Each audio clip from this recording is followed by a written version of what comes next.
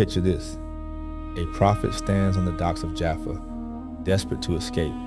Behind him, a divine command burns like fire in his chest. Ahead of him, a ship bound for Tarshish promises anonymity and safety. Yonah Ben Amitai was about to make a choice that would reshape how we understand fear, purpose, and the cost of running from our calling. His ancient struggle speaks directly to us today, to anyone feeling crushed by expectations they never asked for. Let's begin. Days.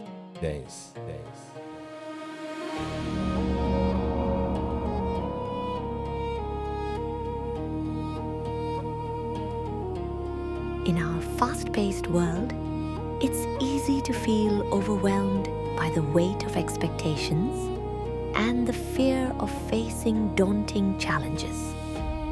We often find ourselves dodging responsibilities, just like Yonah did when he chose to escape to Tarshish rather than heed the divine call to go to Nineveh.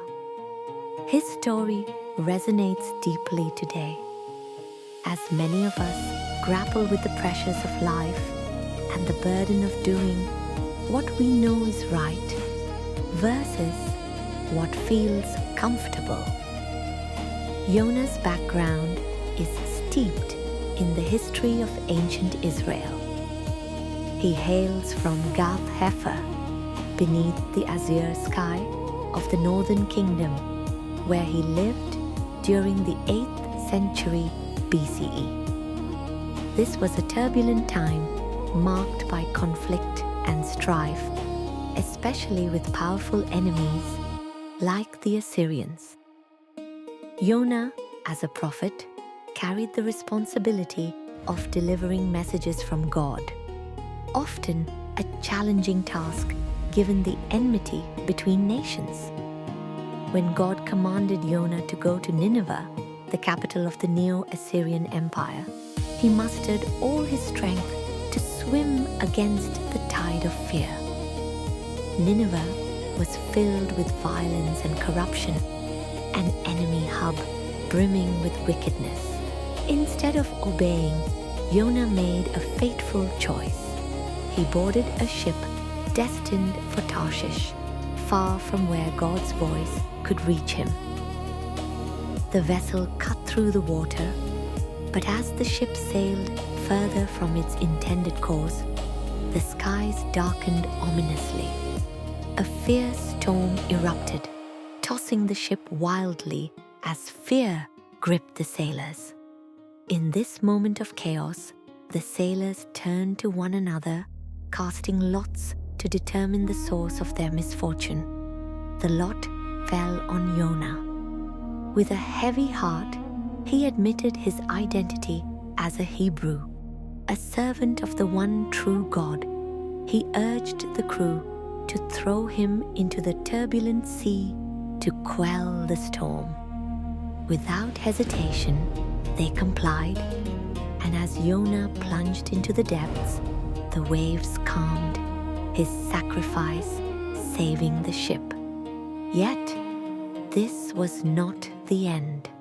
God had plans for Yonah that transcended his reluctance.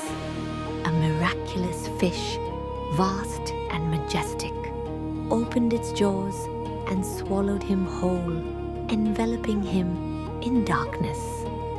In the belly of the fish, Yonah found solace in prayer, calling out to God to deliver him from this despairing fate. For 3 days and nights, he meditated on his situation, reflecting on his choices amid this unexpected sanctuary. Finally, after 3 days, the fish expelled Yonah onto dry land, a dramatic and radiant moment of deliverance. Once again, God commanded him to go to Nineveh. This time, with the storms of his heart calmed, Yonah obeyed.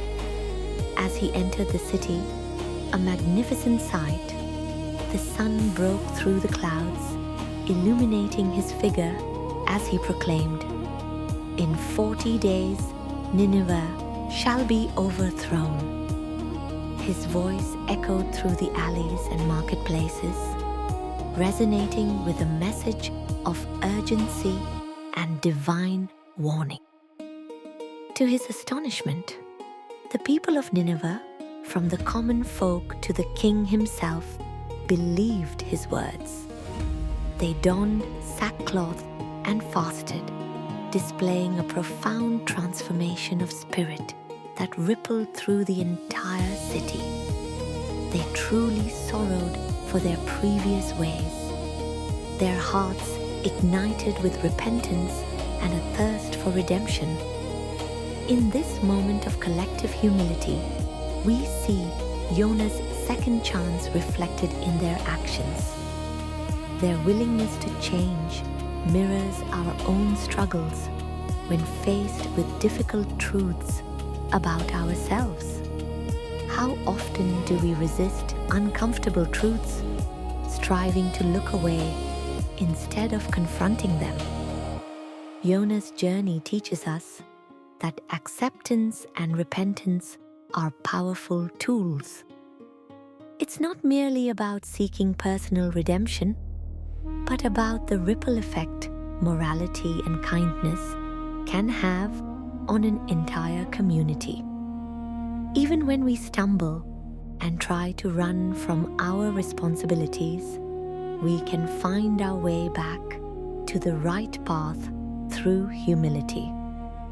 Yonah's story serves as a gentle reminder that no matter how far we've strayed, divine mercy is always within reach. Often, it takes a storm, a moment of chaos or reflection for us to realize the depth of our potential for change. In examining his adventure, we are reminded that God's compassion knows no bounds, even extending to our enemies when they genuinely seek a new path. Let this illuminate our understanding of forgiveness and mercy, not merely for others, but also for ourselves when we falter.